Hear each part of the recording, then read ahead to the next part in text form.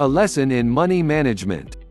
Things have gotten pretty bad when it comes to managing credit card debt in our borrowing nation.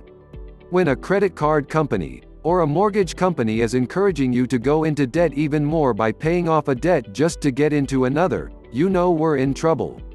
Credit card debt has grown to massive amounts. Perhaps this is from credit card companies soliciting students at a vulnerable time, when they know they're just going out on their own for the first time, with little to no income. It's like dangling candy in the face of a child. These kids are at a period in their lives when money management is the last things on their minds.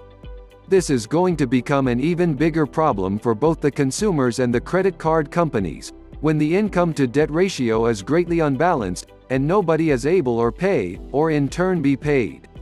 It's not only the aspect of the college students and their debts, but as well the people who knowingly get themselves into a world of trouble, spending way over their limits on credit cards, and obtaining mortgage loans that they cannot afford. Saying that this isn't the best way to go about things is an understatement.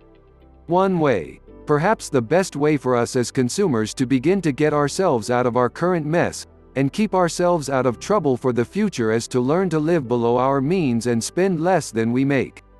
This isn't always glamorous, and you'll never hear this advice from the credit card companies or the mortgage companies who would be glad to obtain your assets when you default payment, but doing could save your future. The way to make this much easier is to create an effective budget and learn to stick to it like glue. Budgeting is a dirty word to most, but for those who have used a budget and stuck to it, they swear by it. Your budget acts as your blueprint for getting out of debt. Using a budget lets you recognize where your spending gets out of hand, and like a self-guided missile, you can make tiny corrections where necessary to straighten back on course. Spending less and budgeting may sound like an agonizing way to live, however the alternative, forever being in debt, can put you in an early grave due to stress.